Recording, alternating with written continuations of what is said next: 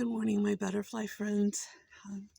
Today is Wednesday, April 16th, and I'm cutting this video early in the morning.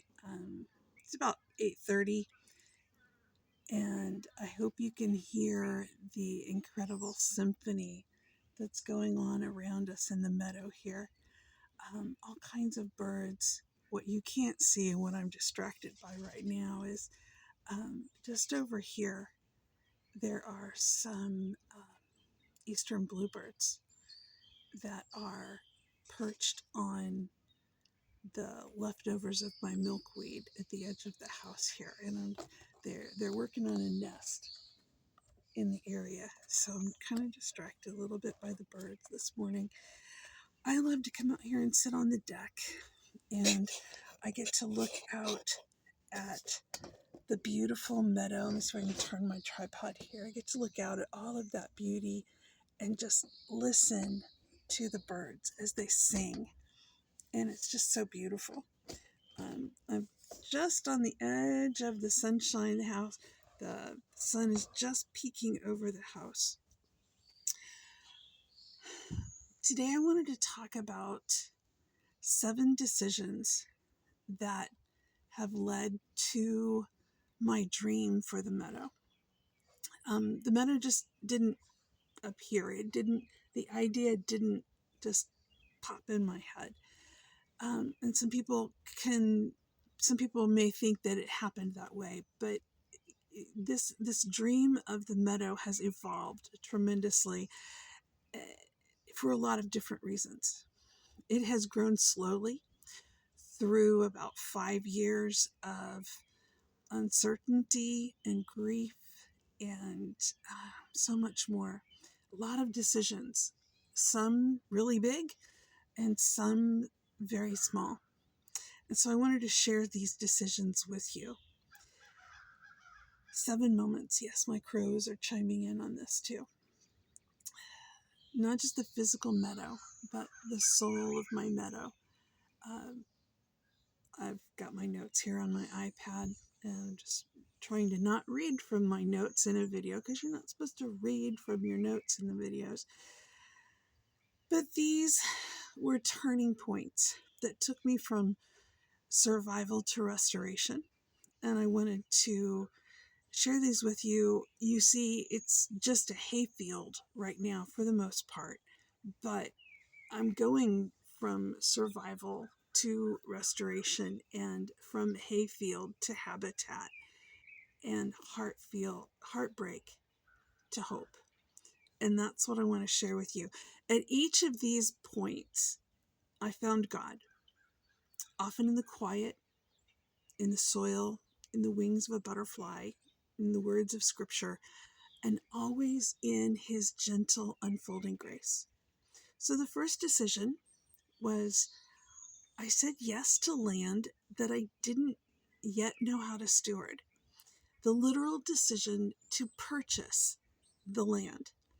One day, the man who owned the land called us up, and I answered the phone, and he simply said, "Do you kids want to buy the field?" Now, I kind of thought it was funny being 50 years old, in my 50s, being called kids, but that's okay. He's an older man. It wasn't on the market. There wasn't a for sale sign. It was just an unexpected invitation. And he asked me, "What would you like to do with the land if you had it?" And I told him about my idea for a butterfly meadow, just planting lots of native flowers out there. And he really liked that idea. And I think about Isaiah 30:21, where it says, "You will hear a voice behind you saying, 'This is the way, walk in it.'" It just felt right to purchase the meadow. The man waited for us to get together our down payment. He was so kind in the way he orchestrated the whole thing. And I didn't understand the plan, but sometimes God only shows you the very next step, and you say yes in faith. The next decision was that I released the dream I had and received the one that I actually needed. like I said, my original plan was just to plow under the whole thing and plant it all in native wildflowers and mow some paths through it and go from there. But when my husband got sick, everything shifted. What had been a dream became a lifeline for me. And at first I thought the meadow would have to become purely practical. Cut flowers to bring people in, people bring in income. But over time, something happened. I discovered that the meadow, this patch of wind and wildflowers, um, was healing me, and it became my sanctuary. I was desperate for wisdom, and I found it right outside my back door. Proverbs 6:6 tells us, "Go to the ant and consider her ways and be wise." I'm like, okay, if this teeny little insect has wisdom, maybe there's even more wisdom out there to be had. And even when I thought I was building the meadow in order to survive, to make an income if my husband dies, God was using it to teach me how to thrive. The work itself became the wisdom, and the harvest was more than just flowers. It was hope. And most of all, number 3, I turned to God and to the meadow. And when my husband got sick, I had 1,000 choices I could have made. I could have rushed out and gotten a full-time job. At that point, I was working part-time. I could have gotten a full-time job and created several hustles to get income, or buried my fears and distractions. But instead, I turned to God and I opened my Bible and I stepped outside. And the meadow became my refuge. The time I spent in the greenhouses were peaceful. Why? Because when words run short, creation speaks volumes. Psalm 121 says, "I lift up my eyes to the hills, from whence cometh my help. My help cometh from the Lord, the maker of heaven and earth." And I didn't know how this extremely flat piece of land was going to be my help. It's not a hill by any stretch, but I knew that God was going to be part of it.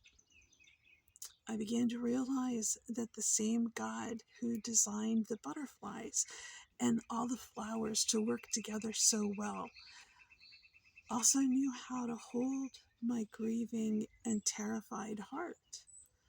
And sometimes the holiest thing I could do was to walk outside and listen to the wind and let the birds sing to me like they are now. And I would ask the flowers, then I would ask the butterflies and the native bees I saw coming up out of the ground. I would ask them all what they knew. What can you show me about God that can help me get through this? And they began to speak. Obviously, not real words, but my heart began to hear what God wanted me to learn from them. Number 4, I believed something beautiful could grow from brokenness. The emotional and spiritual resolution to create something because of my grief, and not in spite of it. I remember growing up, my daddy would plant these huge patches. I have to keep moving because of the sun. He would plant these huge patches of zinnias, and that's where I first really fell in love with butterflies. I would stand in the patches of zinnias. I was the same height as the zinnias. I remember being eye to eye with butterflies out there and standing still and just waiting for them to land. And I would just watch them. And I was searching for that peace. The memories became part of this dream the butterflies, the flowers, that feeling of peace. I was searching for it. And I didn't know it when I was a little girl. But, and I didn't realize it when I first came to the idea of the meadow, was that I was returning to something very deeply rooted in my heart. Luke 12:27 says, "Consider the lilies, how they grow. They neither labor nor spin. Yet I tell you, even Solomon in all his splendor I think I left out a word, but even Solomon in all his splendor was not dressed like one of these." That's Jesus speaking. And he's talking in the context of not worrying about what you will eat or what you will wear or where you will live. And I was at that point when my husband first got sick. I was desperate to find a way to be able to support my family. God had been sowing beauty and knowing where to look, even when I was a little girl. I just didn't realize that seed of faith would come to bloom decades later. Number 5, I let the butterflies teach me. So go to the ant, learn her wisdom. Well, go to the butterflies and the flowers. And I started learning about the native wildflowers and how they work together with the pollinators. And all of that started teaching me about the way God cares for his creation and patterns and cycles of winter, spring, summer, fall. The winter, the resting period, spring, bringing forth new life, summer, huge measures of growth, and fall with the harvest. And I started seeing those same patterns in my own life. As I learned more about what the pollinators needed, I learned more about what I needed as well. I started to understand how my little patch of earth could become a haven, not just for me, but for the butterflies as well. I'm going to scoot my chair a little bit more here. Okay, here we go. Turn that slightly, if it will. I found this verse in Job, and it kind of set me back a little bit. This is in Job 12, and it says, "Ask the animals, and they will teach you, or the birds in the sky, and they will tell you. In God's hand is the life of every creature, and the breath of all mankind." And I think about that all mankind includes my husband. My husband's life is in God's hands. Nature is in God's hands, and I can trust it. Creation became my classroom. And as I learned the names of the flowers and the insects, I also learned something about the nature of God. And number 6, I opened my hands instead of closing them. There came a point where I had to decide, would I keep this story to myself? Would I just grow stuff on the meadow and sell it? Berries, elderberries, whatever else I could grow out there, and just sell it and just not talk about it? Or would I open it up? Would I take this garden idea and share it? Would I share my story? And the few people I initially told, this is why I'm doing this in the meadow, they were fascinated and they wanted to learn more. And so I decided to take the chance in sharing this on YouTube as well. And in my pollinator cohort classes and at plant sales, and people really seemed to have the same hunger and thirst for peace that I do. And so maybe this meadow wasn't meant just for me. It was meant to bless, to teach, to comfort, and to grow something in others. Matthew 10 says, freely you have received, freely give. And yeah, I was given the opportunity to grow the meadow. Hebrews 13 says, do not neglect to do good and to share what you have, for such sacrifices are pleasing to God. It's a bit of a sacrifice to share this personal stuff with others, but I think others need to hear that God can address your needs, and there's so much that nature can teach us about God himself, about our hearts, and about what he intends. 1 Peter 4 says, each of you should use whatever gift you have received to serve others. Okay, so ostensibly the meadow was to serve me and my family, but maybe, just maybe it can serve others as well.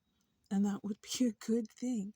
So I opened my hands, not just to give, but to receive what God could do through my obedience.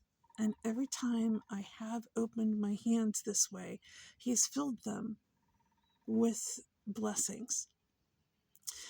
And finally, and this has probably been the hardest one, I will freely confess to you, when my husband first got sick, I vacillated wildly between fury, I was really angry about the situation, and terror and despair. I was like a pinball. There we go.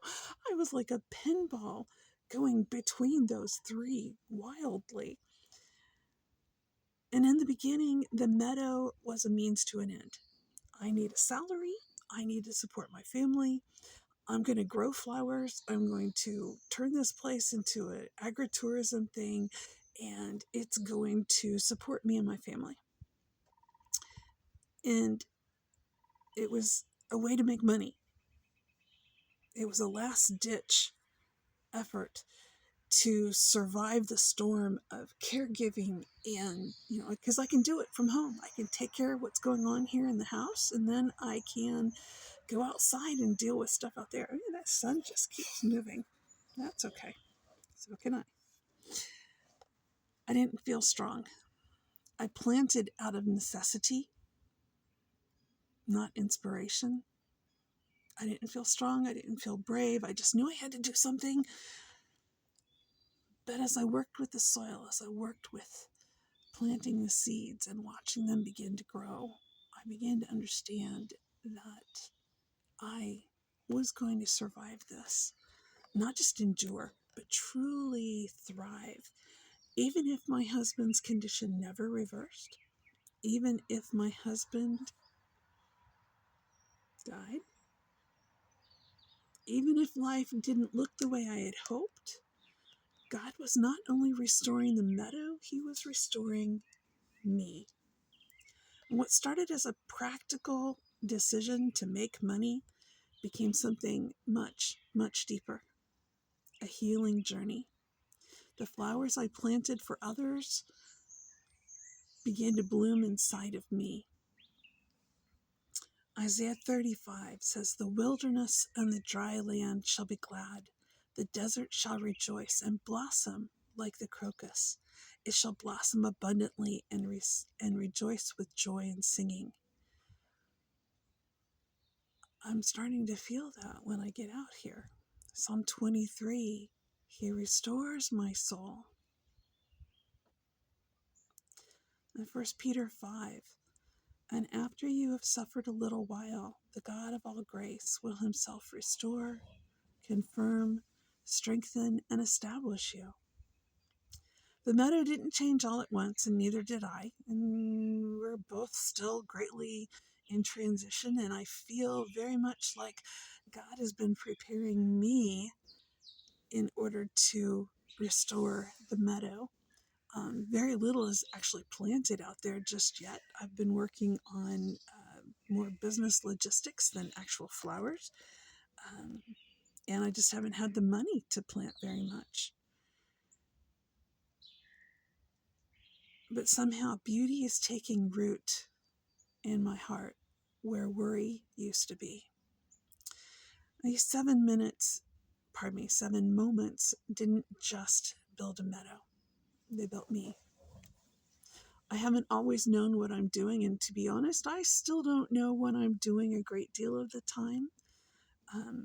But I don't have a master plan or perfect faith. I have a willing heart.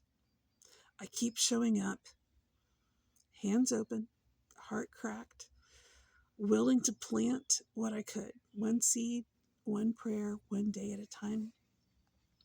And the God who paints the wings of butterflies has met me in this place, in the greenhouses, in the field.